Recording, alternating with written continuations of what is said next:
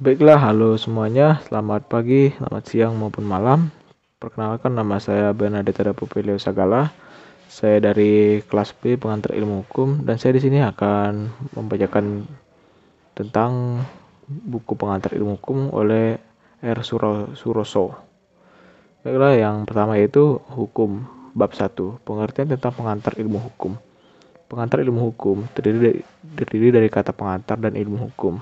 Mengantar yang berasal dari perkataan mengantar berarti membawa ke tempat yang dituju. Pengertian dari segi ilmu hukum. Menurut salah satu ahli yang bernama Curzon, bahwa ilmu hukum adalah suatu ilmu pengetahuan yang mencakup dan membicarakan segala hal yang berhubungan dengan hukum. Menurut salah satu ahli yang bernama Curzon, bahwa ilmu hukum adalah suatu ilmu pengetahuan yang mencakup dan membicarakan segala hal yang berhubungan dengan hukum. Masalahnya luas sekali sehingga batas-batasnya tidak bisa ditentukan.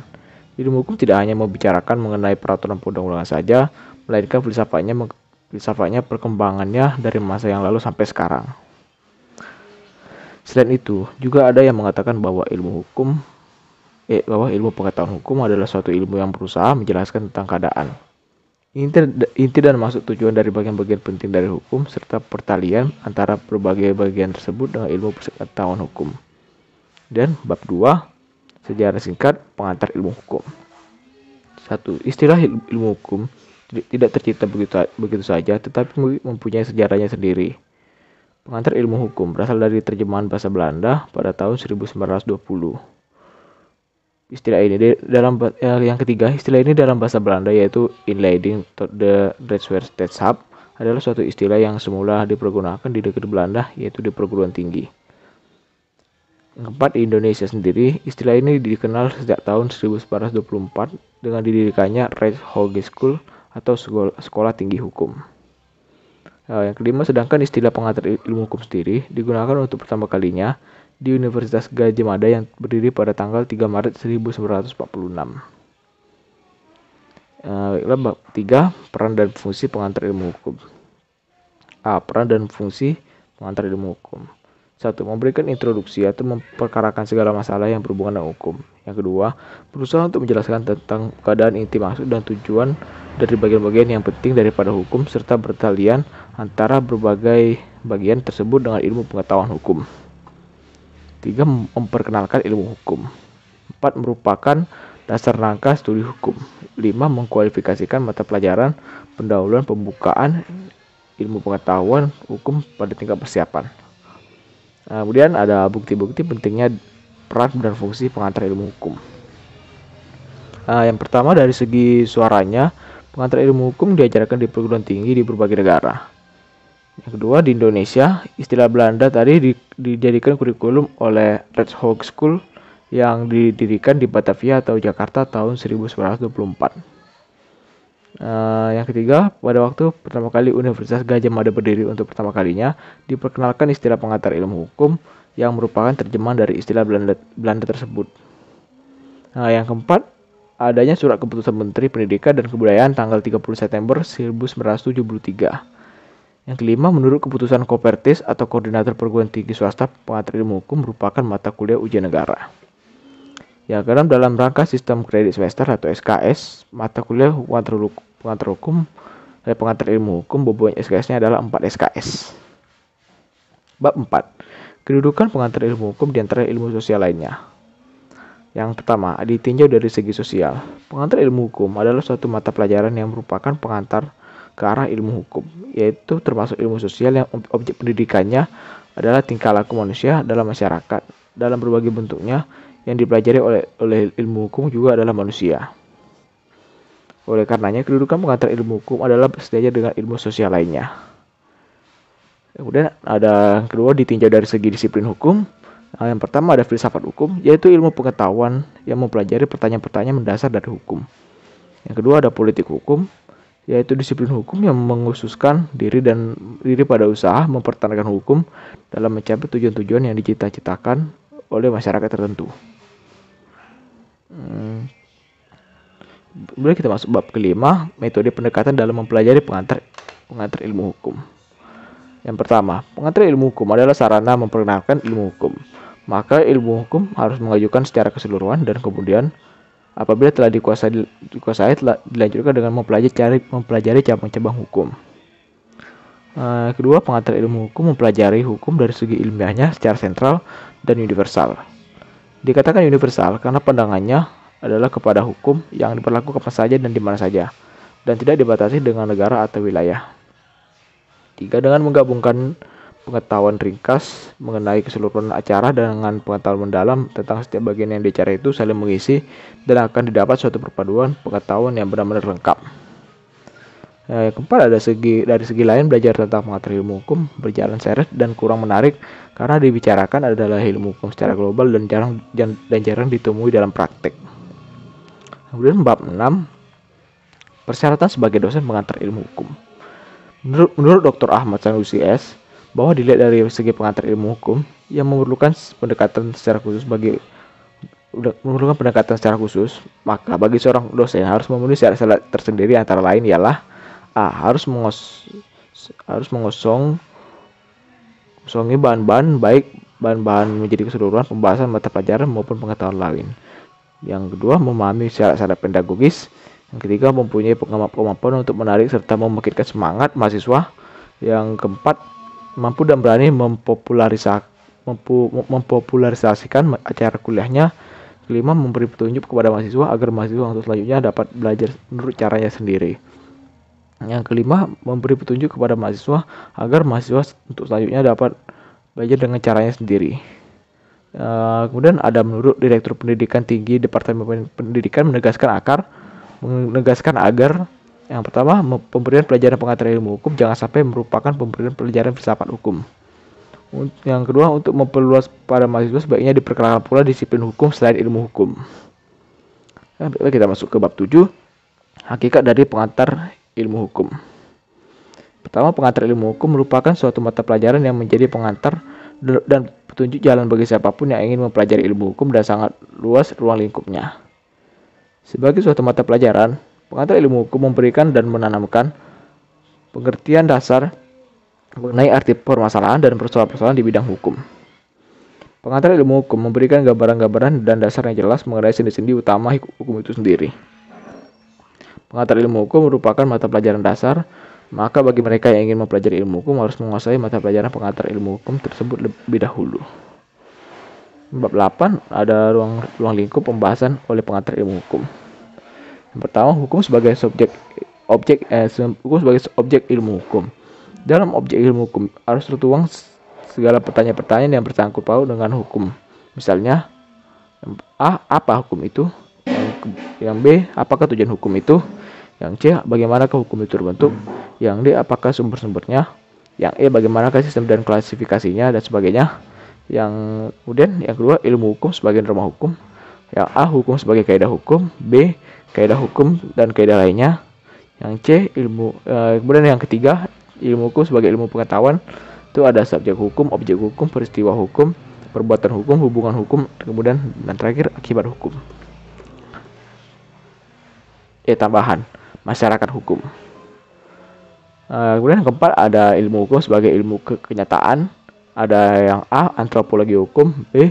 Sosiologi hukum. C. Sejarah hukum. D. Psikologi hukum. E. Perbandingan hukum. Dan kita masuk ke bab 9, pengertian tentang hukum. Sebenarnya para sarjana telah lama mencari suatu batasan tentang hukum, tapi belum ada yang dapat memberikan suatu batasan atau definisi yang tepat. Ucapan sarjana hukum Belanda Immanuel Kant pada tahun 1800 pertama katakan bahwa para jurnalis masih mencari tahu suatu definisi mengenai pengertian tentang hukum. Apabila ucapan tersebut dikaji terkandung kebenaran karena terkandung kebenaran karena yang A. Sekarang belum ada yang bisa memberikan definisi yang sama terlepas dari mereka dari sarjana luar maupun dalam negeri. Yang B. Hukum adalah gejala sosial yang selalu berubah-ubah diikuti perkembangan yang ada dalam masyarakat dan dipengaruhi oleh zaman. Yang C. Hukum selalu dipengaruhi oleh kebiasaan atau adat kesusilaan, kebudayaan, agama, dan sebagainya. Yang A. Arti hukum dari segi etimologi. Yang pertama, hukum. Kata hukum berasal dari bahasa Arab dan merupakan bentuk tunggal ketika jamaknya adalah alkas yang selanjutnya diambil alih dalam bahasa Indonesia menjadi hukum. Dan yang kedua adalah reh. Re berasal dari bahasa Latin yaitu rectum yang mempunyai arti bimbingan atau tuntutan atau pemerintahan. Kata re atau bimbingan atau pemerintah lalu didukung oleh kewibawaan. Seorang membimbing pemerintah harus mempunyai kewibawaan. Lanjutin yang tadi, seseorang yang membimbing pemerintah harus mempunyai kewibawaan. Kewibawaan mempunyai hubungan erat dengan ketaatan, sehingga orang yang mempunyai kewibawaan akan ditaati oleh orang lain. Dari kata tersebut timbul juga istilah gerechtigkeit yang berarti keadilan. Jadi hukum di sini adalah kewibawaan dan keadilan. Yang pertama ada ius. Kata ius berarti hukum yang berasal dari kata iuber, artinya mengatur dan memerintah. Perkataan mengatur dan memerintah itu mengandung berpangkal pokok pada kewibawaan. Dua ada lex. Kata lex berasal dari bahasa Latin dan berasal dari kata lesere, artinya mengumpulkan orang-orang untuk diberi perintah. Jadi di sini tergantung pula adanya hukum ialah wibawa atau otoritas. Sehingga kata lex yang berarti hukum berhubungan dengan perintah dan wibawa. Berdasarkan uraian di atas dan sebutan dengan kata atau hukum, akan dapat disimpulkan bahwa pengertian hukum itu bertalian erat dengan keadilan, pengertian hukum itu bertalian dengan kewibawaan, pengertian itu bertalian erat dengan ketaatan atau orde yang selanjutnya menimbulkan kedamaian. Pengertian hukum itu bertalian erat dengan peraturan dalam arti peraturan yang berisi norma. Bab 10. Hukum terdapat di mana saja. Yang pertama, hukum terdapat di seluruh dunia asal ada masyarakat manusia. 2. Apeldoorn pernah menulis bahwa hukum terdapat di seluruh dunia di mana-mana asal ada kehidupan masyarakat manusia. Yang 3. Anggapan-anggapan tersebut adalah anggapan modern. Anggapan modern ini menolak anggapan kuno. Dan anggapan kuno mengatakan bahwa hukum hanya terdapat di dalam masyarakat yang beradab. Jadi, pendapat bahwa di dalam masyarakat yang belum atau tidak beradab atau masyarakat primitif tidak terdapat hukum, tidak dapat dibenarkan. 4. Penyelidikan para ahli ilmu pengetahuan sosiologi hukum dan antropologi budaya modern menghasilkan bukti-bukti bahwa hukum ada di mana saja. 5. Anggapan kuno tersebut pun tidak dapat dibenarkan karena di dalam masyarakat yang masih primitif dijumpai pula peraturan-peraturan atau kebiasaan kehidupan sehari-hari yang oleh masyarakat yang bersangkutan dihormati, diindahkan bahwa dipertahankan berlakunya. 6. Antropologi budaya mengucapkan kita bahwa hukum itu adalah suatu kaidah biasanya seperti asli kesusilaan, umum moral dan agama. Hanya di perbedaannya dengan kaidah-kaidah lainnya ialah bahwa norma hukum dan norma yang terutama dipertahankan oleh suatu pemerintah negara. 7. Apeldoorn memberi uraian yang panjang lebar dan cukup jelas tentang hubungan dan perbedaan-perbedaan yang terdapat pada berbagai jenis kaidah. Yang menunjukkan perbedaan itu dalam tujuan, isi, asal-usul, berlakunya atau sanksi dan kerja. Yang ke-8, akhirnya dari uraian di atas dapat disimpulkan bahwa hukum terdapat di mana saja asal ada masyarakatnya. Kemudian masuk ke bab 11 yaitu peran dan fungsi hukum. Hasil penelitian para sosiolog dan antropologi membuktikan bahwa pada masyarakat kuno dan bagaimana primitifnya juga terdapat hukum. Yang kedua, selama ada masyarakat besar maupun kecil selalu diikuti oleh hukum. Yang ketiga, hukum terdapat di mana saja atau di seluruh dunia selama ada manusia bermasyarakat. Kesemuanya itu menunjukkan bahwa hukum itu berperan sekali dalam kehidupan bermasyarakat. Mengenai sebagai makhluk hidup, Aristoteles mengatakan bahwa manusia adalah zoon politikon atau bisa disebut makhluk sosial atau makhluk bermasyarakat. Selain itu, masing-masing anggota masyarakat tentu mempunyai hubungan kepentingan. Kepentingan ini berbeda-beda, bahkan tidak jarang yang saling berhadapan atau berlawanan. Untuk mengurangi keluhan yang timbul, maka hukum yang mengatur dan melindungi kepentingan masing-masing. Demikian pula keadaan kehidupan manusia atau masyarakat pada masa kini. Sadar atau tidak, manusia sebagai anggota masyarakat selalu melakukan perbuatan hukum dan hubungan hukum. Dengan demikian, jelaslah bahwa manusia sejak dilahirkan ia langsung menjadi pendukung hak dan segala benda yang ada di sekelilingnya menjadi objek daripada hak.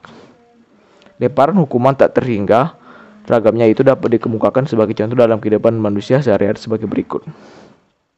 Yang pertama ada dengan keluarga. Seorang laki-laki atau perempuan yang akan hidup bersama sebagai suami istri mengikatkan diri dalam perkawinan merupakan perbuatan yang telah diatur dalam Undang-Undang Perkawinan Nomor 1 1974. Nah, kemudian ada orang mencatatkan suatu kelahiran anak tentang perkawinan, perceraian, tentang kematian pada kantor pencatatan sipil.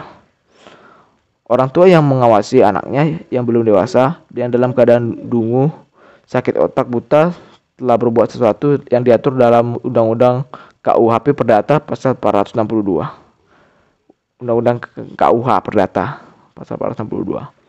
Dan dalam pekerjaan atau hubungan kerja, orang yang bekerja dalam suatu instansi menandatangani perjanjian kerja adalah sesuai dengan peraturan-peraturan yang berlaku. KUH Perdata bab 7A pasal 1601, 1601A sampai dengan 1601C. Seorang pimpinan perusahaan membuat peraturan merupakan pekerjaan yang telah diatur dalam Undang-Undang Perburuhan. Seseorang majikan yang membayar upah kepada buruh pada setiap bulan tanpa standar telah memenuhi kewajibannya yang ditentukan dalam bab ketiga KUH Perdata. Yang D, seorang sarjana yang bekerja pada pemerintah maupun kepada masyarakat pada perusahaan yang ditunjuk oleh pemerintah dengan sendirinya memenuhi kewajibannya yang diatur dalam Undang-Undang Perburuhan. Permintaan bantuan seorang penuntut hukum kepada dokter atau ahli lainnya dilindungi oleh hukum RIB pasal 70 dan 83. Dan yang ketiga ada di dalam menjalankan pekerjaan atau profesi. Yang A, dalam melaksanakan pekerjaan orang terikat pada peraturan kepegawaian. Dokter yang menyimpan rahasia kedokteran merupakan kewajiban yang diatur dalam peraturan pemerintah nomor 10 pada tanggal 21 Mei 1966 atau LN 1966 nomor 2. Seorang dokter tidak akan melakukan pengguguran pasiennya trauma karena terikat pada undang-undang tentang larangan abortus. Yang keempat, seorang bendaharawan pemerintah dalam melakukan tugasnya terikat pada undang-undang pembendaharaan negara dan peraturan-peraturan lainnya. Yang keempat ada hubungan dengan hak. Yang pertama, seorang pemilik tanah akan menuntut ganti rugi kepada pihak yang menggusur atau menguasai tanahnya. Yang kedua, seorang buruh akan menuntut pesangon kepada majikan apabila ia diberhentikan oleh perusahaan tanpa salah. Yang kelima, dalam perkembangan masyarakat. Makin majunya masyarakat, makin berkembangnya teknologi, semakin pesatnya bertambah penduduk, berakibat makin terlihat kepentingan umum di dalam masyarakat luas. Dan yang terakhir, yang keenam, dalam hubungan dengan ilmu lainnya. Yang pertama, seorang dokter harus melakukan sumpah jabatan setelah selesai studinya. Yang kedua, seorang insinyur membuat kontrak dengan pilihan yang memberi pekerjaan atau borongan kerjanya. Yang ketiga, seorang teolog harus meneliti lebih dahulu status tanah yang digali dan harus mendapat izin terlebih dahulu dari pemilik atau orang yang menguasainya. Yang keempat, sebuah bank harus mempelajari terlebih dahulu tentang identitas, nilai jaminan, dan sebagainya dari orang-orang yang mengambil kredit.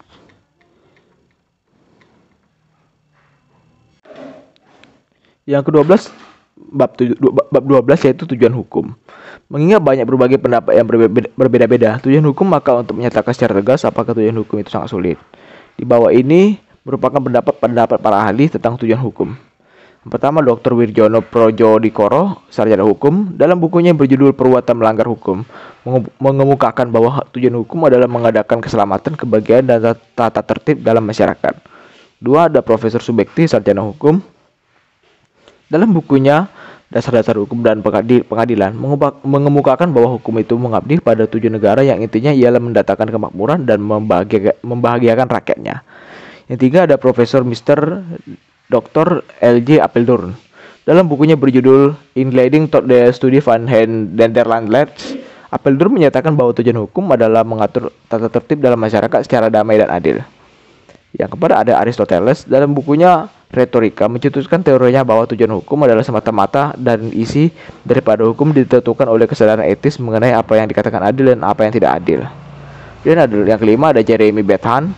Dalam bukunya Introduction of the Morals and Legislation yang mengatakan bahwa hukum bertujuan semata-mata apa yang berfaedah bagi orang. Pendapat ini dititikberatkan pada hal-hal yang berfaedah bagi banyak orang dan bersifat umum tanpa memperhatikan soal keadilan. Yang keenam, ada Mr. J.H.P. Bellevoet. Bellevoet menggabungkan dua pandangan enzim tersebut. Ia menyatakan bahwa dalam bukunya In Leading Toward the Rechtswetenschap in Nederland, bahwa isu hukum harus ditentukan menurut dua asas, ialah asas keadilan dan faedah.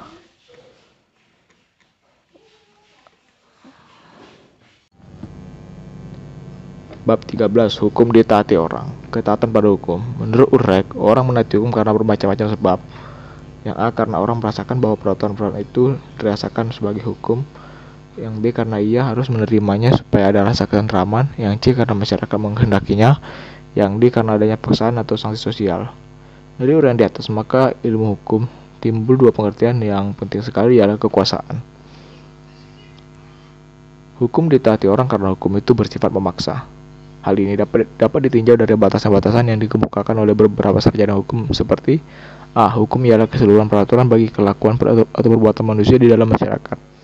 B. Hukum adalah keseluruhan peraturan hidup yang bersifat memaksa untuk melindungi kepentingan manusia di dalam masyarakat. Yang C. Berarti bahwa hukum mempunyai sifat memaksa. Pasal-pasal tersebut dalam hukum berupa sanksi hukuman. Sebagai contoh sanksi hukuman dikemukakan A. Seorang tidak akan membunuh karena dalam kitab undang-undang pidana siapa yang membunuh diancam hukuman mati atau penjara. Sepasang muda-mudi tidak akan hidup bersama tanpa nikah secara resmi karena sanksi Tuhan dan masyarakat sekelilingnya akan mencoba dan akan menghukum secara psikologis dalam kurungan siksa atau pengucilan oleh masyarakat. C. Seorang nasabah akan membayar pinjaman pokok dan bunga pada waktunya karena bank dapat menguasai dan menyita jaminan serta menuntut ganti rugi.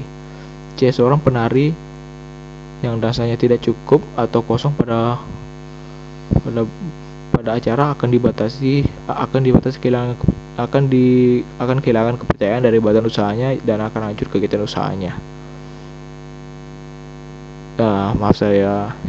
Saya revisi. Seorang penarik cek yang dananya tidak cukup atau kosong pada bank akan dibatasi kehilangan kepercayaan dari badan usahanya dan akan hancur kegiatan usahanya.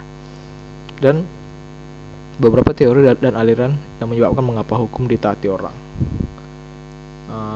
Yang A yaitu mazhab hukum alam atau kodrat. Macam hukum alam adalah suatu aliran yang menelaah hukum dengan bertitik tolak dari keadilan yang mutlak, artinya bahwa keadilan tidak boleh diganggu. Masalahnya sekarang ialah apakah sebenarnya hukum alam itu? Hukum alam memiliki sifat-sifat seperti berikut. Yang pertama, terlepas dari kehendak manusia atau tidak bertanggung jawab pada pandangan manusia. Yang B, berlaku tidak mengenal batas waktu, adanya berlaku kapan saja. Kemudian ada bersifat universal, artinya berlaku bagi semua orang, dan berlaku di semua tempat atau berlaku di mana saja, tidak mengenal batas tempat. Dan terakhir, bersifat jelas atau dengan sendirinya bagi manusia. Yang ada mazhab sejarah. Mazhab sejarah dipelopori oleh Friedrich Carl von Savigny. Mazhab ini merupakan reaksi terhadap para pemuda hukum alam atau Hokode yang berpendapat bahwa hukum alam itu bersifat rasionalisme dan berlaku bagi segala bangsa dan untuk semua tempat dan waktu. Dan ada teori teoraksi. Teori ini menganggap bahwa hukum itu kemauan Tuhan. Dasar kekuatan hukum dari teori ini adalah kepercayaan kepada Tuhan. Perintah-perintah Tuhan ditulis dalam kitab-kitab suci. Tinjauan tentang hukum dikaitkan dengan kepercayaan dan agama. Demikian pula diterima sampai zaman Renaissance abad ke-17. Sudah ke-17. Kemudian bab 14, kodifikasi dan perkembangan hukum. Apakah kodifikasi itu? Kodifikasi hukum adalah pembukuan hukum dalam suatu himpunan undang-undang dalam materi yang sama. Dan B, mengapa tumbuh kodifikasi hukum? Secara nasional tidak terdapat kesatuan hukum dan kepastian hukum. Karena masing-masing daerah memakai hukumnya sendiri-sendiri yang berbeda-beda antara yang satu dengan yang lain. Maka demi untuk adanya kesatuan dan kepastian hukum, Indonesia memerlukan hukum yang bersifat nasional, yang berlaku sama bagi seluruh negara Republik Indonesia. Dan ada perkembangan kodifikasi hukum. Dengan adanya kode sivil atau kode Napoleon, timbul anggapan bahwa seluruh permasalahan hukum sudah tertampung dalam suatu undang-undang nasional. Di luar undang-undang tidak ada hukum. Undang-undang sudah lengkap dan sempurna serta tidak mempunyai kekurangan-kekurangan. Hakim hanya melaksanakan undang-undang yang berlaku di seluruh negara. Dan yang D, aliran hukum yang timbul kemudian. Ajaran Freire atau aliran hukum bebas. Ajaran ini timbul pada tahun 1840 karena ajaran legisme tidak dapat memenuhi kebutuhan masyarakat.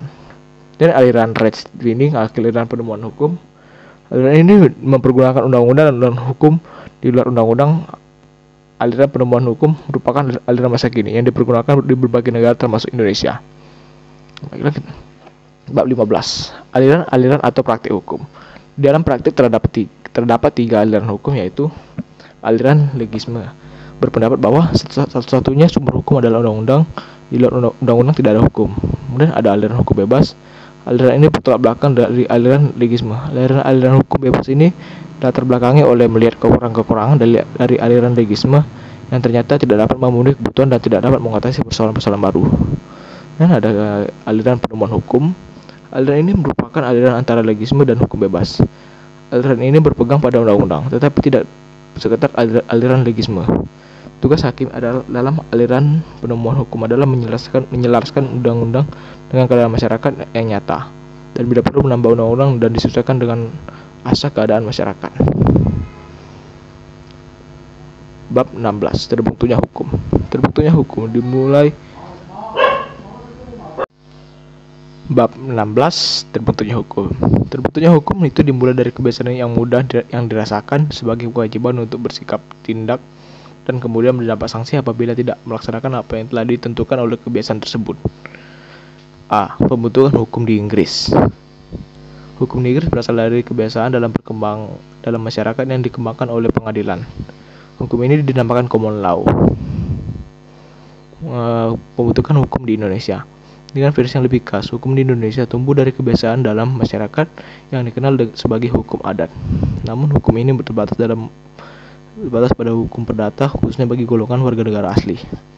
Ya, pandangan legisme, hukum bebas, dan perubahan hukum. Seperti yang sudah dijelaskan sebelumnya, pandangan legisme berkembang dan berpengaruh pada abad pertengahan abad 19. Pandangan hukum bebas menyatakan bahwa hukum hanya terbentuk oleh peradilan. Pandangan ini menitik beratkan pada kegunaan sosial. Dan pandangan penemuan hukum. Pandangan ini menyatakan bahwa hukum terbentuk melalui beberapa cara. Pertama, karena pembentuk undang-undang yang membuat aturan-aturan hukum. Hakim harus menerapkan undang-undang. Dan bab ke-17, penafsiran hukum. Macam-macam cara penafsiran dalam pengertian subjektif dan objektif. Dalam pengertian subjektif, apabila ditafsirkan seperti yang dikehendaki membuat undang-undang, sedangkan dalam pengertian objektif, apabila penafsiran lepas dari pada pembuat undang-undang dan sesuai dengan adat bahasa sehari-hari dalam masyarakat dalam pengertian sempit dan luas. Dalam pengertian sempit, yaitu apabila dalil yang ditafsirkan diberi pengertian yang sangat dibatasi, sedangkan dalam pengertian secara luas atau ekstensif, yaitu apabila dalil ditafsirkan diberi pengertian seluas-luasnya.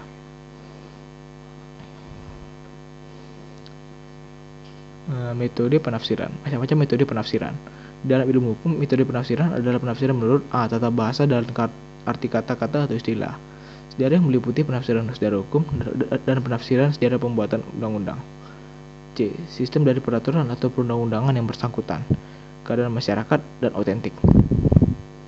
2. Cara penerapan metode-metode penafsiran. Dalam melaksanakan penafsiran peraturan perundang-undangan, pertama-tama selalu dilakukan penafsiran gramatikal.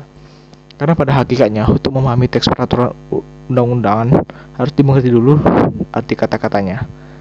Apabila perlu dilanjutkan dengan penafsiran otentik atau penafsiran resmi yang ditafsirkan oleh pembuat undang-undang itu sendiri, kemudian dilanjutkan dengan penafsiran historis dan sosiologis.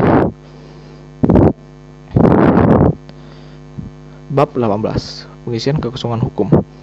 Pekerjaan pembuat undang-undang mempunyai dua aspek, yaitu pembuat undang-undang hanya menetapkan peraturan-peraturan umum saja mengenai pertimbangan-pertimbangan tentang hal-hal yang konkret diserahkan kepada hakim.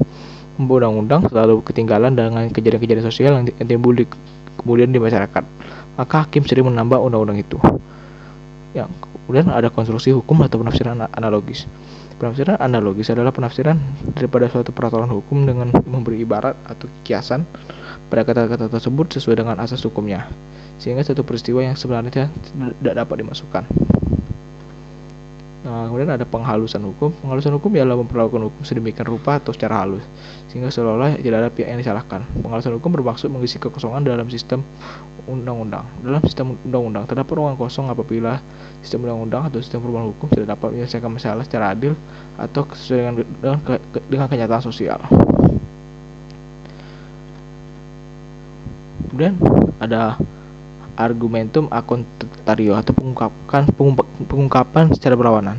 Penafsiran a contrario adalah penafsiran undang-undang yang didasarkan pada pengingkaran, artinya berlawanan pengertian antara soal yang dihadapi dengan soal yang diatur dalam suatu pasal dalam undang-undang. Berdasarkan pengingkaran ini, ditarik kesimpulan bahwa masalah perkara yang dihadapi tidak termasuk masalah yang dimaksud. Masalahnya berada di luar peraturan perundang-undangan. Bab 19. Arti tentang sumber hukum. Sumber hukum adalah segala sesuatu yang menimbulkan aturan-aturan yang mengikat dan memaksa, sehingga apabila aturan-aturan itu dilanggar akan menimbulkan sanksi yang tegas dan nyata bagi pelanggarnya. Pendapat berbagai pakar hukum. Algra. Sumber material berarti dari martabat materi yang nantinya akan dijadikan hukum tersebut diambil. Van Apeldoorn. Sumber hukum historis yaitu tempat kita dapat menemukan hukumnya dalam sejarah atau dari segi historis. Dan Ahmad Sanusi. Sumber hukum normal. Sumber hukum normal yang langsung atas pengakuan undang-undang yaitu undang-undang perjanjian antar negara dan kebiasaan. Dan ada dari undang-undang dan pendahuluan. Undang-undang merupakan sumber hukum formal di samping kebiasaan, traktat, dan jurisprudensi dan doktrin.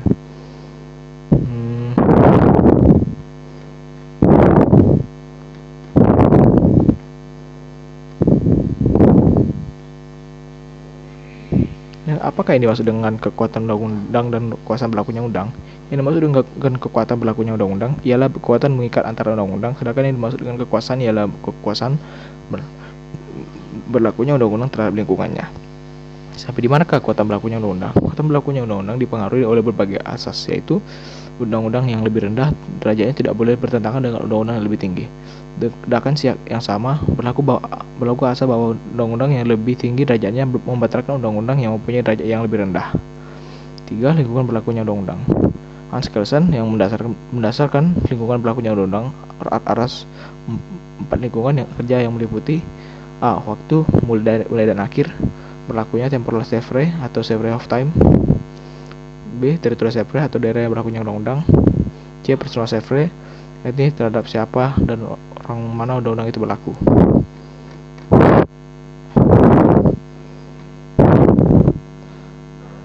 Profesor Supomo berpendapat bahwa Undang-Undang Dasar 1945 tidak mengakui hakim menguji material atau menolak dicantumkannya hak menguji dalam Undang-Undang 1945 dengan alasan UUD 1945 tidak mengenal trias politika, sedangkan hak menguji hanya terdapat dalam negara-negara yang mengalami sistem trias politika. B. Pada waktu pembentukan Undang-Undang Dasar 1945, jumlah ahli hukum Indonesia belum banyak dan juga belum berpengalaman dalam bidang pengujian material. Bab 20. Penggolongan dan klasifikasi hukum. Satu, dengan sumber-sumbernya berlaku serta betul-betul dari sumber-sumber itu. Sambil memperhatikan apa yang pernah diutarakan terlebih dahulu, mari kita dapat membedakan hukum undang-undang, hukum persetujuan, hukum perjanjian antar negara atau hukum traktat, hukum traktaat, hukum kebiasaan dan hukum adat, hukum jurisprudensi, hukum ilmu, dan hukum revolusi.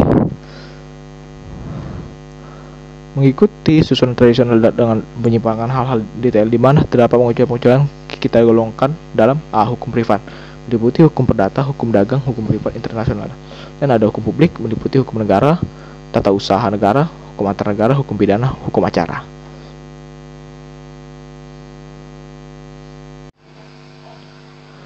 Baiklah, saya lanjutkan bab 21, kaidah hukum dan kaidah sosial.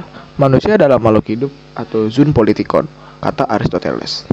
Sebagai makhluk sosial, selalu ingin hidup berkelompok, hidup bermasyarakat. Keinginan itu didorong oleh kebutuhan biologis.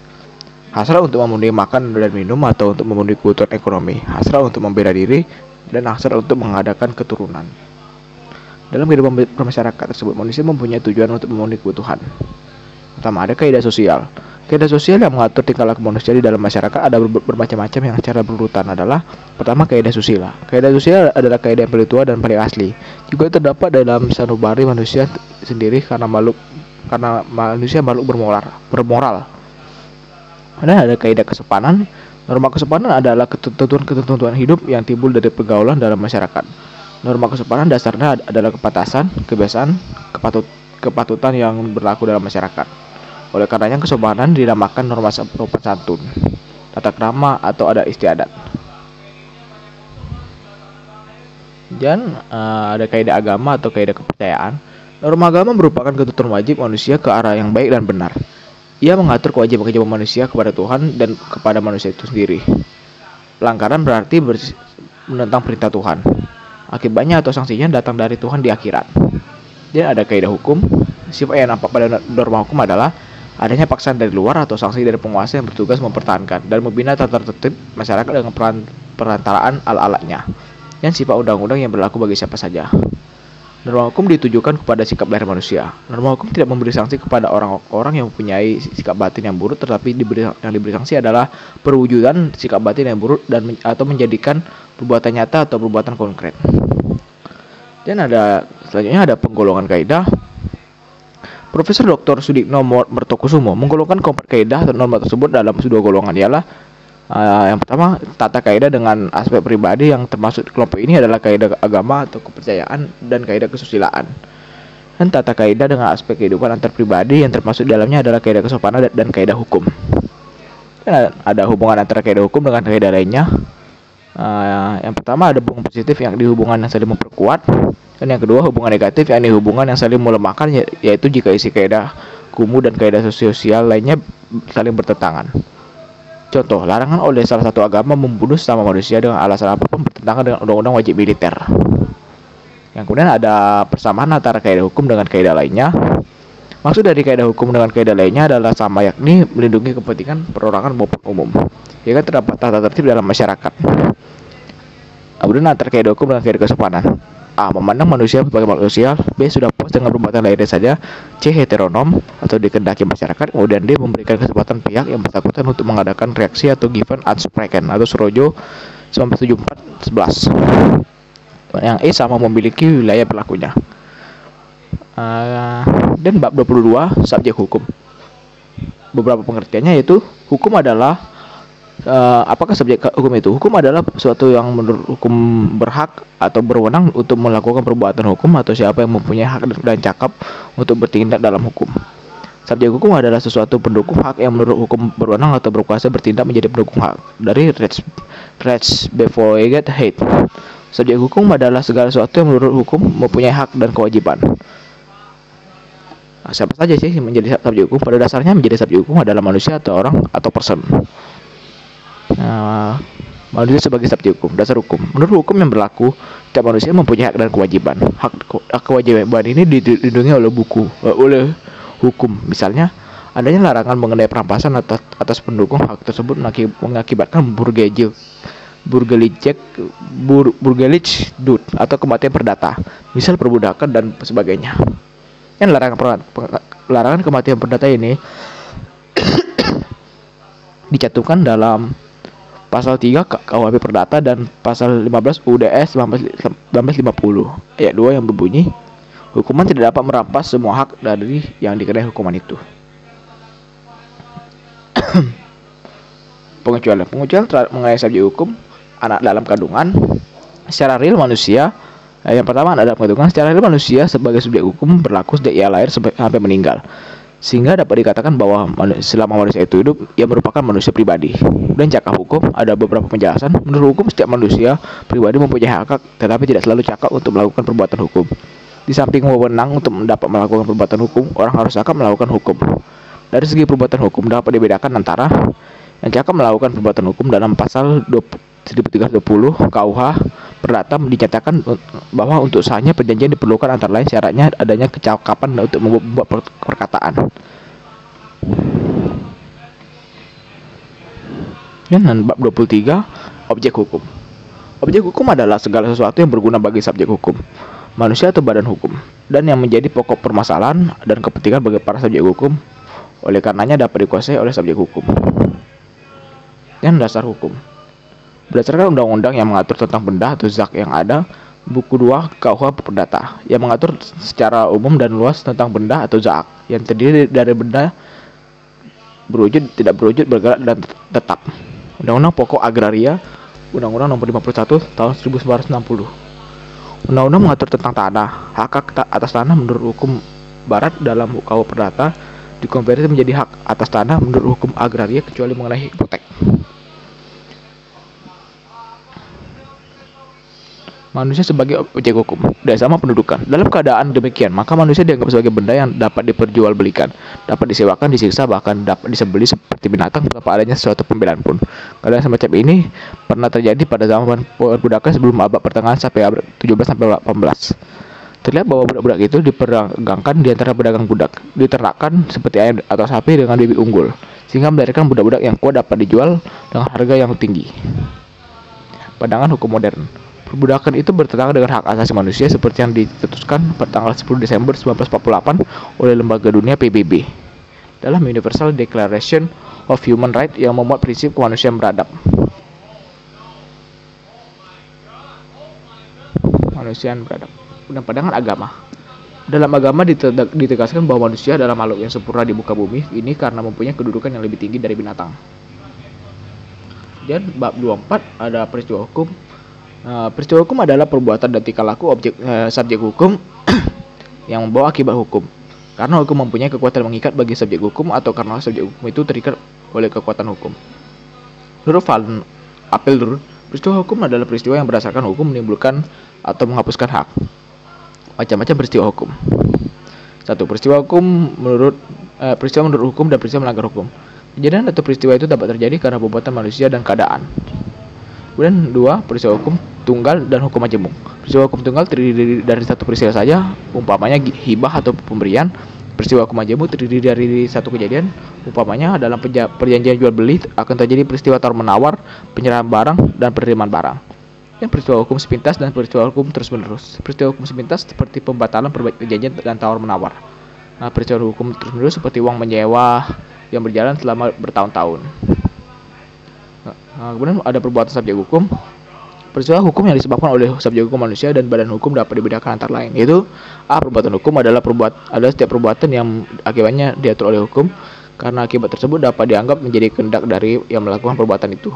Kemudian B, yang bersifat tidak sederhana, merupakan perbuatan hukum yang akibat hukumnya ditimbulkan oleh kehendak dari dua atau lebih subjek hukum. Contoh sewa-menyewa dan perjanjian deposito.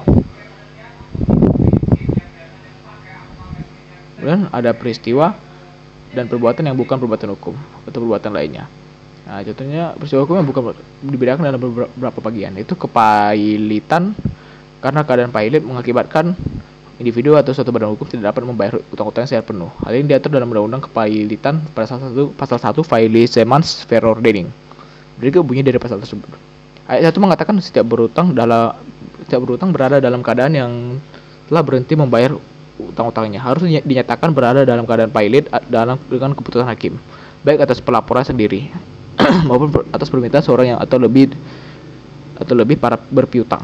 Ayat 2 berbunyi demikian. Pernyataan pailit itu boleh diucapkan juga berdasarkan pada kepentingan umum atas tuntunan kebijaksanaan.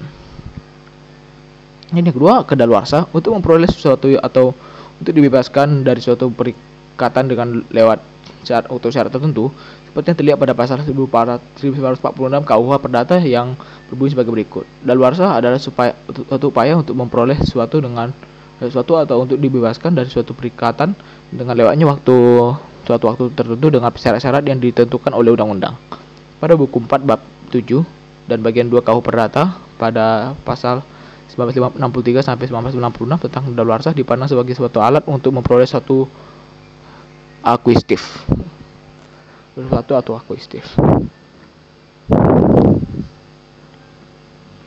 Kemudian perkembangan fisik kehidupan manusia. Kelahiran menimbulkan langsung dari hak anak untuk mendapat pemeliharaan oleh orang tuanya.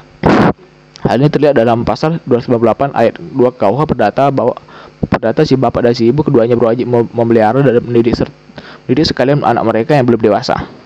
Dan kedewasaan, anak yang telah dewasa mempunyai kewajiban untuk memberi ongkos kepada orang tuanya, terlebih lagi orang tuanya tidak mempunyai penghasilan. Pasal 321 KUH Perdata berbunyi, tiap-tiap anak berkewajiban memberi nafkah kepada kedua orang tuanya dan para keluarga saudaranya dalam garis ke atas apabila mereka dalam keadaan miskin. Dan C, kematian. Pada saat kematian ini, hak dan kewajiban lenyap dan timbul bersamaan. Artinya lenyapnya hak dan kewajiban bagi yang meninggal, hak dan tumbuhnya hak dan kewajiban bagi para ahli waris. Pada pasal 830 Perdata menyatakan bahwa pewarisan hanya berlangsung karena kematian. Dan kejadian-kejadian lain, pasal 1553 KUH Perdata yang berbunyi, jika selama waktu sewa, barang yang disewakan sama sekali musnah karena suatu kejadian yang tidak disengaja, maka persetujuan sewa gugur demi hukum. Dari pasal ini dapat diartikan bahwa misalnya ada sebuah rumah yang disewakan disambar petir sehingga habis terbakar, akan mengakibatkan lenyapnya perjanjian sewa-menyewa. Bab 25, hubungan hukum atau rechtsbetrekkingen. Yang beberapa pengertian. Hubungan hukum ialah hubungan antara dua atau lebih subjek hukum. Dalam hubungan hukum ini, hak dan kewajiban pihak yang satu berhadapan dengan hak dan kewajiban pihak yang lain. Kita semua mengetahui bahwa hukum itu mengatur hubungan antara orang yang satu dengan orang yang lain, antara orang dengan masyarakat, antara masyarakat dengan masyarakat yang satu dengan masyarakat yang lain. Jadi dalam semua hubungan di dalam masyarakat diatur oleh hukum. Yang B, ada segi hubungan hukum.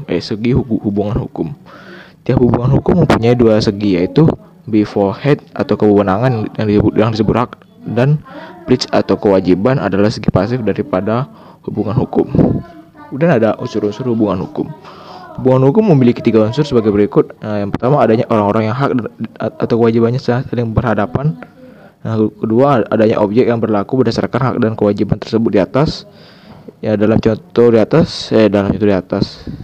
Yang ketiga, adanya hubungan antara pemilik hak dan pengemban kewajiban atau adanya hubungan atas objek yang bersangkutan. Yang D, syarat-syarat daripada hubungan hukum. Dari uraian di atas dapat disimpulkan bahwa hubungan hukum itu baru ada apabila telah dipenuhinya sebagai syarat. 1. Adanya dasar hukum, ialah peraturan-peraturan hukum yang mengatur timbulnya hukum itu dan timbulnya peristiwa hukum. Yang E, macam atau jenis hubungan hukum. Hubungan hukum itu ada 3 macam, ialah yang pertama hubungan hukum yang bersegi satu atau HD rechtsbetrekkingen, dan ada hubungan hukum yang bersegi dua atau tweedige rechtsbetrekkingen. Tiga, ada hubungan antara satu subjek hukum dengan semua subjek hukum lainnya.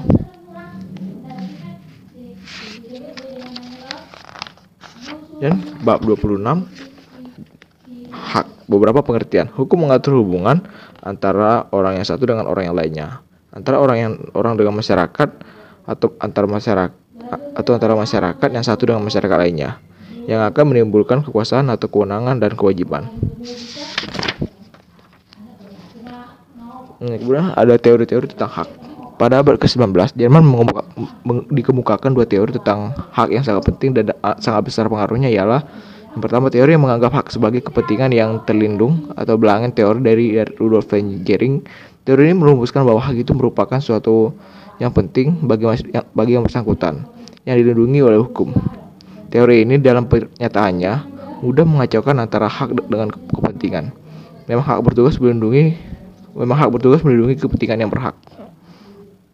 Kemudian 2 teori yang menganggap hak sebagai kehendak yang diperlengkapi dengan kekuatan atau wismat teori.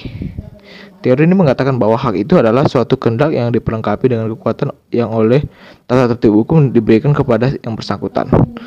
Dan ada yang ketiga, di samping itu kedua teori tersebut masih terdapat teori gabungan mencoba mempersatukan unsur-unsur kehendak dan kepentingan dalam pengertian hak dari. Yang pertama ada Apeldoorn, hak adalah suatu kekuatan atau macht yang diatur oleh hukum, dan kekuasaan ini berdasarkan kesusilaan atau moral dan tidak hanya kekuatan fisik saja. Yang B ada Utrecht, hak bukanlah kekuatan, hak adalah jalan untuk memperoleh kekuatan, tetapi hak itu sendiri bukan kekuatan. Dan ada Le Maire, hak adalah sama dengan izin bagi yang bersangkutan untuk berbuat sesuatu, tapi izin ini bukan bersumber pada hukum, melainkan sejajar atau sederajat dengan hukum. Dan ada penyosialan hak. Adanya penyosialan hukum yang mengubah sifat dan tujuan hukum akan merupakan pula sifat dan tujuan hak, sehingga hak mengalami proses penyosialan. Anggapan tentang hak pada saat akhirnya revolusi Prancis yang membukakan hak sebagai suatu kekuasaan lengkap oleh hukum diberikan kepada yang bersangkutan sebagai suatu kekuasaan individual sepenuhnya yang oleh hukum dilindungi. Pada tahun 1848 telah mengalami perubahan yang besar sekali. Dan kita masuk ke menyalahgunakan hak. Menyalahgunakan hak dianggap ada apabila orang menyalahkan haknya secara tidak sesuai dengan tujuan atau misbreak van recht abuse deroid. Tiap hak diberi tujuan sosial. Hak tidak melindungi kepentingan adalah asosial. Menyalahkan hak yang tidak sesuai dengan tujuannya adalah menyimpang dari tujuan hukum, menyimpang dari menjamin kepastian hukum. Dan yang ada macam-macam hak. Untuk mudahnya, maka uraian tentang macam-macam hak ini kita dasarkan atas skema berikut. Skema. Biasanya hak dibagi dalam dua golongan besar, yaitu yang pertama hak mutlak atau absolute right hand, on person like right hand, atau yang kedua hak relatif, nisbi relatif right hand, person like right hand. Hak mutlak. Hak mutlak ialah setiap kekuasaan mutlak yang oleh hukum diberikan kepada subjek hukum untuk berbuat sesuatu atau bertindak akan memperhatikan kepentingannya. Kekuasaan ini dikatakan mutlak karena berlaku terhadap setiap subjek hukum yang lain.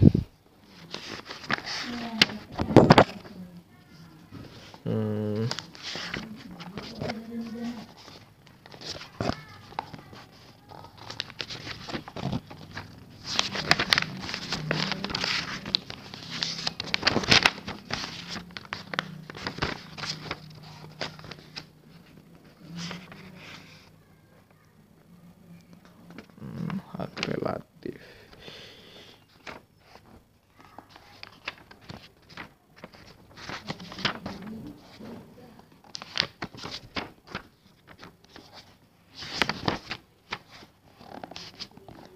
Kedua, hak relatif. Hak relatif ialah setiap kekuasaan atau kewenangan yang oleh hukum diberikan kepada subjek hukum lain atau tertentu supaya ia berbuat sesuatu, tidak berbuat sesuatu, atau memberi sesuatu. Yang bab 27, perbuatan hukum, bukan perbuatan hukum, dan akibat hukum. Perbuatan hukum, beberapa pengertian. Perbuatan hukum adalah setiap perbuatan manusia yang dilakukan dengan sengaja untuk menimbulkan hak dan kewajiban. Perbuatan hukum adalah setiap perbuatan perbuatan subjek hukum, manusia atau badan hukum yang akibatnya diatur oleh hukum. Karena akibat itu bisa dianggap sebagai kehendak dari yang melakukan hukum. Kedua, perbuatan hukum atau tindakan hukum baru terjadi apabila ada pernyataan kehendak. Untuk adanya pernyataan kehendak diperlukan adanya kehendak orang lain untuk bertindak, menerbitkan atau menimbulkan akibat yang diatur oleh hukum. B. Pernyataan kehendak. Pernyataan kehendak pada asasnya tidak terikat pada bentuk-bentuk tertentu dan tidak ada pengecualiannya.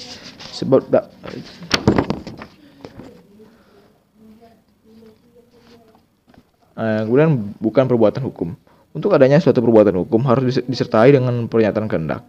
Pernyataan kehendak menjadi suatu batasan untuk adanya atau terjadinya perbuatan hukum. Dari batasan tersebut dapat dikatakan bahwa perbuatan yang akibatnya tidak dikehendaki oleh yang tersangkut adalah bukan perbuatan hukum, meskipun akibat tersebut diatur oleh peraturan hukum. Jadi dapat dikatakan bahwa kehendak dari yang melakukan perbuatan itu menjadi unsur pokok dari perbuatan tersebut. Bukan perbuatan hukum hari ini ada dua macam. Pertama, ada perbuatan hukum yang tidak dilarang oleh hukum menjadi akibat hukum yang tak tergantung pada kehendak. Yang kedua, perbuatan yang dilarang oleh hukum atau perbuatan yang dilarang oleh hukum, perbuatan melawan hukum yang lazimnya disebut originadat adalah suatu perbuatan yang menimbulkan kerugian kepada orang lain dan mewajibkan si pelaku atau pembuat yang bersalah untuk mengganti kerugian yang ditimbulkan. KUH Perdata PS 1365. Dan bab 28, masyarakat hukum. Ada suatu tesis mengatakan bahwa manusia adalah zoon politikon, yaitu bahwa manusia sebagai makhluk sosial selalu berusaha untuk hidup berkelompok bermasyarakat. Kelompok-kelompok tersebut dapat berupa kelompok kecil yang terdiri dari 2 orang, masyarakat menengah terdiri dari banyak orang seperti pengumpulan, desa, dan masyarakat terbesar seperti negara. Dalam hal ini, Marhainis mengemukakan dalam bukunya Dasar Ilmu Hukum halaman 19-20, di dalam agama pun ditegaskan bahwa manusia sebagai makhluk yang sempurna diciptakan Tuhan dibandingkan dengan makhluk lain yang diberi akal, dan dengan akal inilah manusia itu mengadakan hubungan dengan manusia lainnya untuk bermasyarakat atau muamalah, dan di dalam masyarakat itu manusia saling tolong menolong, saling membutuhkan, dan saling berbuat baik.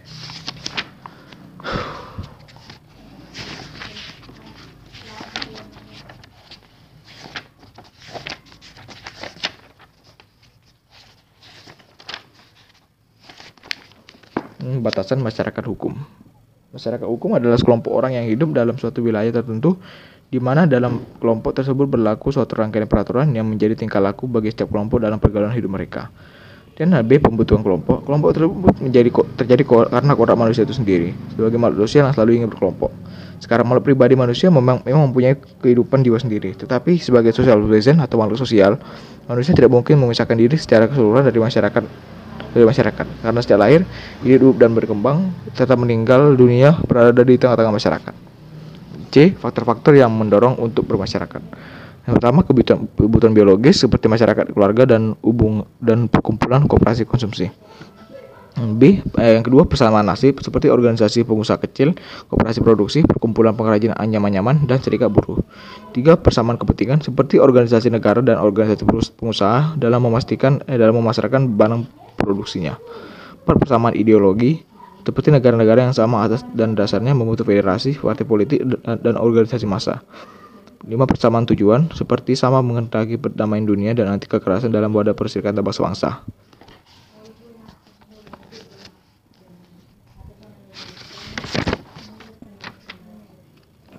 Kemudian macam-macam bentuk masyarakat hukum. Ada masyarakat teratur, yaitu masyarakat yang diatur dengan tujuan tertentu.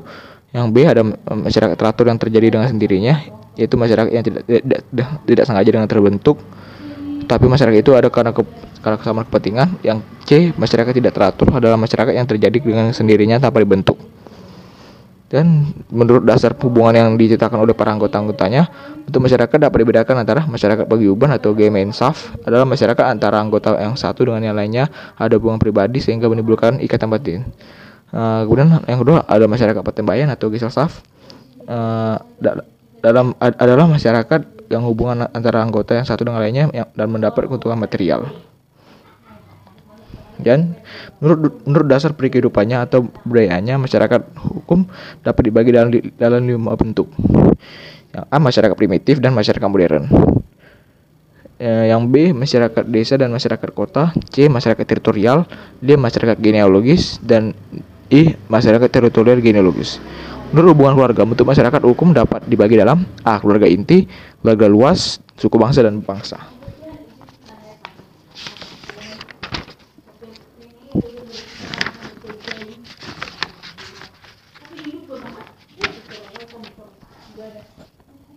Bab 29.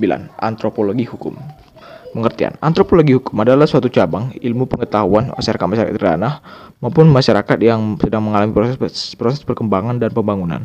Metode pendekatan antropologi menurut Eber, suatu segi yang dilakukan terhadap manusia.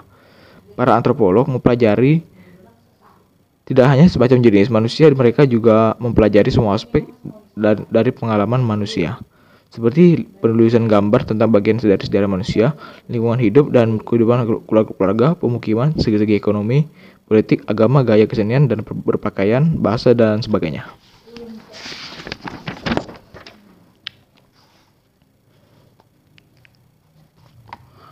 Bagi seorang antropolog, suatu gejala hukum timbul apabila ada perilakuan yang sedemikian rupa sehingga apabila dibiarkan akan mengganggu atau bahkan merusak lembaga-lembaga yang paling dihargai warga masyarakat.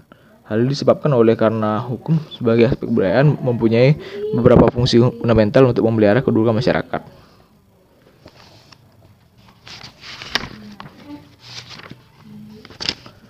Sejarah singkat. Studi antropologi hukum dapat dikatakan belum lama dan baru timbul pada abad ke-19.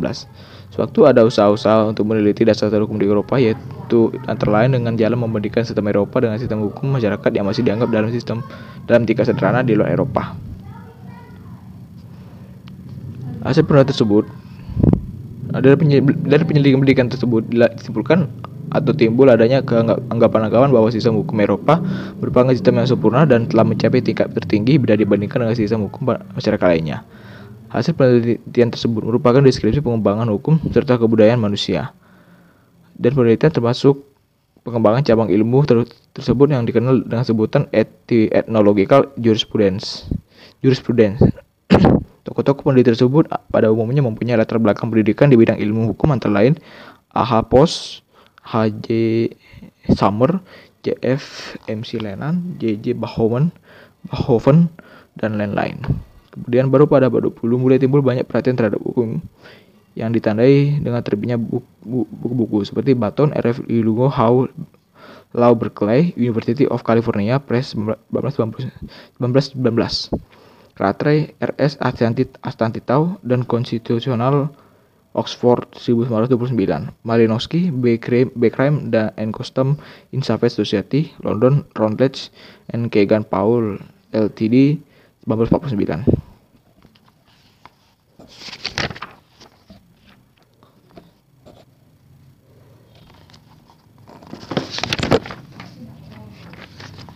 Antropologi dan hukum. Seperti diketahui, antropologi hukum merupakan ilmu pengetahuan yang jauh sekali jangkauannya. Ialah mengekspresikan kehidupan manusia dalam loyalitasnya, sehingga segala segi kehidupan dibicarakan. Maka apabila seorang antropolog hanya merupakan segi kecil daripada ruang hidup antropologi hukum, oleh karenanya para antropolog akan menghadapi banyak kesulitan dalam memasarkan definisi tentang hukum seperti yang kita kenal dalam ilmu hukum positif.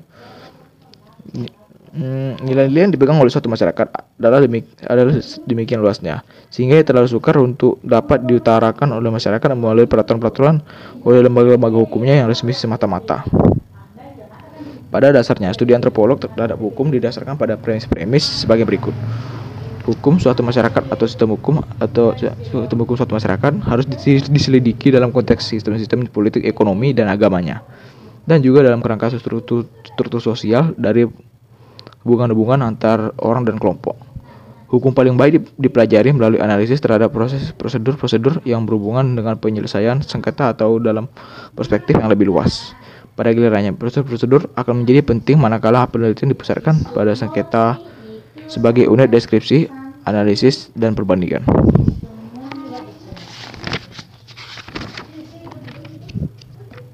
Angka sebagaimana telah dikemukakan, antropologi hukum memperhatikan dan menerima hukum sebagai bagian dari proses-proses yang lebih besar dalam masyarakat. Dengan demikian, ia melihat hukum tidak secara statis, melainkan dinamis, yaitu dalam proses-proses terbentuknya dan menghilang, secara berkesinambungan.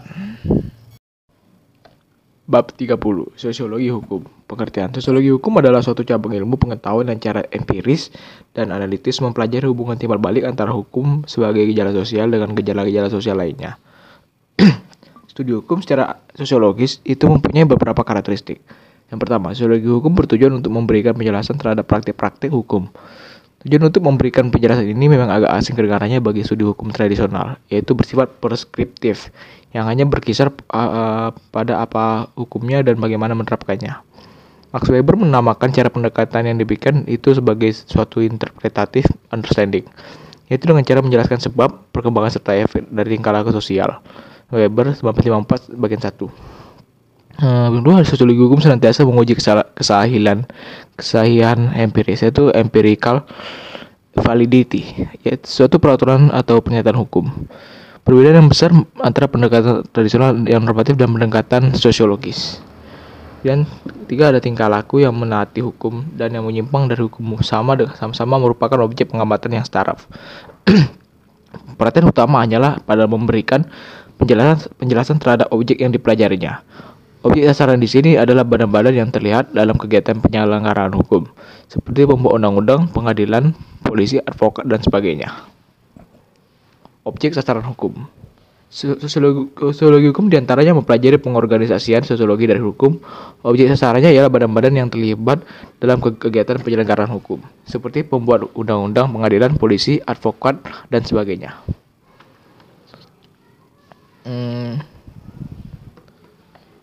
Sosiologi hukum tidak hanya menanyakan apakah undang-undang itu, melainkan jauh daripada itu, sosiologi hukum juga tertarik kepada komposisi dari badan legislatif.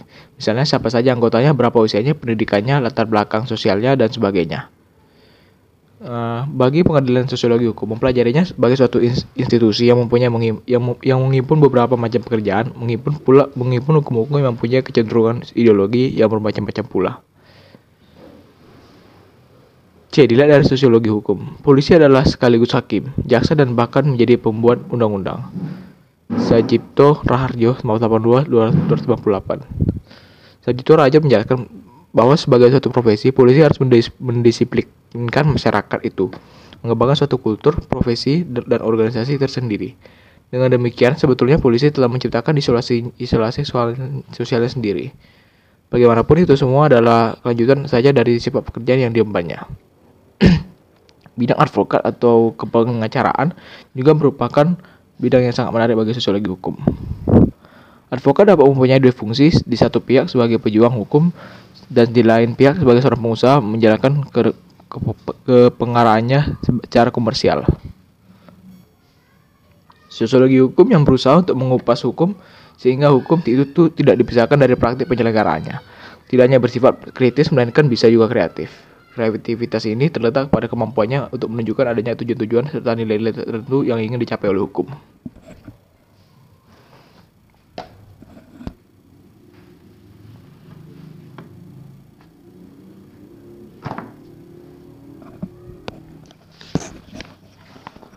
Bab 31. Psikologi hukum. Psikologi hukum adalah suatu cabang pengetahuan yang mempelajari hukum sebagai suatu perwujudan dari perkembangan jiwa manusia. Psikologi adalah ilmu pengetahuan tentang perilaku manusia atau human behavior. Maka dalam kaitannya dengan studi hukum, ia akan melihat hukum sebagai salah satu dari pencerminan perilaku manusia. Suatu kenyataan bahwa salah satu yang menonjol pada hukum, terutama hukum modern, adalah penggunaannya secara sadar dan sebagai alat untuk mencapai tujuan-tujuan yang dikehendaki.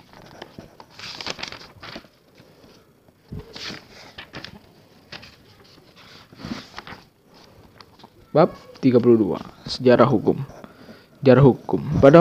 Pada usia zaman yang semakin maju ini, di mana manusia telah meyakini kemampuan sendiri untuk selalu berupaya mengembangkan dan memajukan diri sesuai dengan bidang peradabannya, kemampuan ini diwujudkan dengan keberaniannya untuk menembusi dunianya dengan pikiran-pikiran baru kritis berupa ilmu-ilmu di berbagai bidang.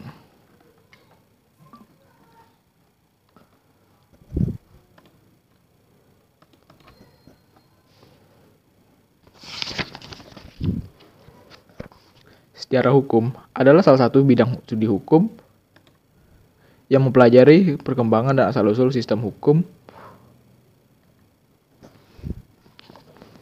dalam suatu masyarakat tertentu dan memperbandingkan antara hukum yang berbeda karena dibatasi oleh perbedaan waktu.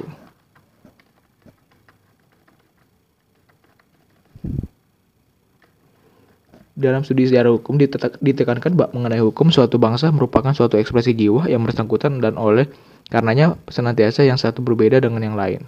Perbedaan ini terletak pada karakteristik pertumbuhan yang dialami oleh masing-masing sistem hukum.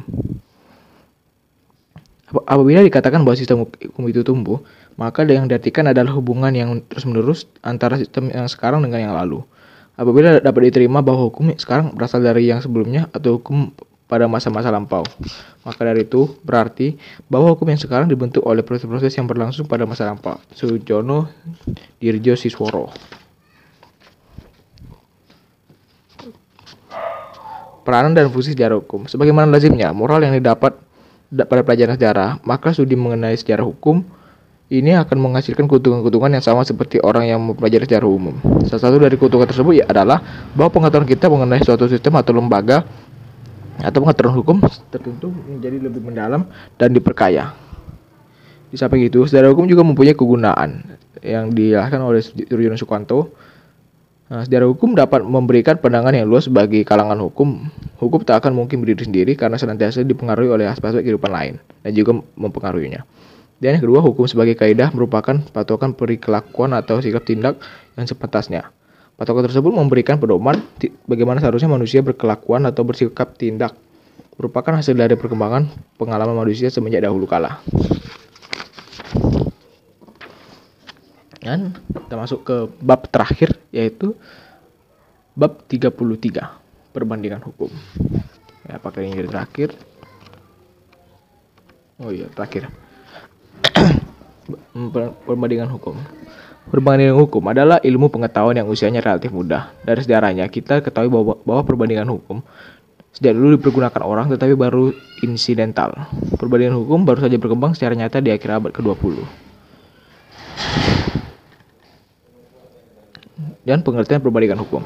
Perbandingan hukum sebagai metode penelitian, pada hakikatnya perbandingan hukum adalah suatu metode penelitian Dan bukan hanya suatu ilmu hukum dengan mempergunakan metode membanding-bandingkan hukum yang satu dengan hukum lain. Sebagai metode penelitian perbandingan hukum dapat dipergunakan di semua bidang hukum seperti hukum privat, hukum publik, hukum tata negara, dan sebagainya. Bahkan dapat juga dipergunakan di bidang ekonomi, eksasiat, dan teknik. Dan tujuan daripada perbandingan hukum mempunyai kenyataan ini menunjukkan bahwa setiap negara mempunyai kebudayaan dan hukumnya sendiri yang berbeda dengan hukum dan kebudayaan negara lainnya. Misalnya hukum Saxon yang berbeda dengan hukum kontinental. Berbeda pula dengan hukum-hukum negara sosialis. Bahkan hukum menurut BW yang berlaku di Indonesia juga berbeda juga dengan hukum adat kita.